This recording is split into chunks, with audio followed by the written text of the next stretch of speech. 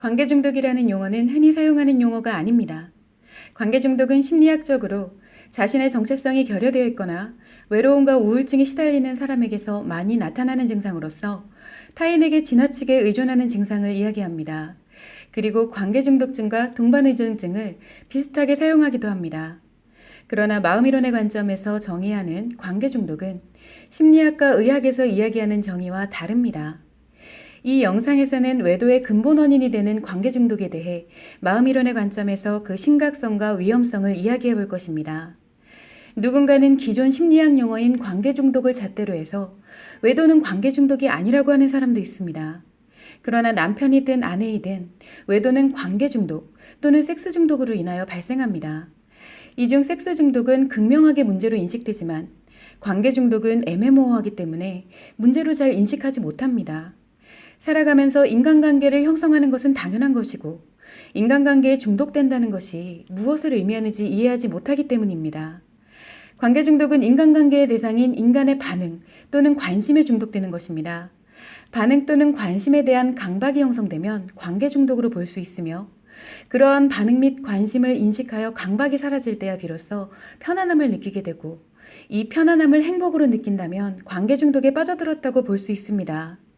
즉 관계 중독은 특정한 대상과 연계하지 않으면 불안과 강박이 형성되면서 다른 어떠한 것도 못한 채 오로지 그 특정한 대상을 만나거나 연결해야만 불안과 강박을 해소할 수 있는 증상을 갖습니다. 그렇기 때문에 사회적으로 성공한 사람들, 지위와 명예를 가진 사람들, 사회활동이 많은 사람들은 인간관계가 다양하고 폭넓게 되면서 관계 중독에 빠져들 위험성이 높다고 볼 수 있습니다. 만약 이성에게 중독되는 경우에는 자칫 섹스 중독으로 오해되기도 하는데 이성에 중독되면 섹스는 자연스럽게 형성되기 때문에 관계 중독이 반복되는 것을 섹스 중독으로 오해하는 것입니다. 특히 외도의 원인은 대부분 관계 중독입니다. 비율적으로 보면 관계 중독이 90% 이상이고 섹스 중독이 10% 이하라고 볼 수 있습니다. 이처럼 외도는 관계 중독의 확률이 매우 높은데도 아직까지 관계 중독이 얼마나 위험한지를 알지 못한다는 것이 문제입니다. 뿐만 아니라 중독증에 있는 사람들은 자신이 정신을 똑바로 차리고 도덕과 윤리의 이성적 기준으로 자신이 아니다 싶으면 얼마든지 올바로 살아갈 수 있다고 생각합니다. 그러나 중독증은 자신이 중독이라는 문제를 알고 있다고 하더라도 혼자의 힘으로는 빠져나올 수 없는 심리장애입니다. 자신의 의지와 노력만으로 해결이 불가능하다는 것은 모든 중독증의 특징입니다.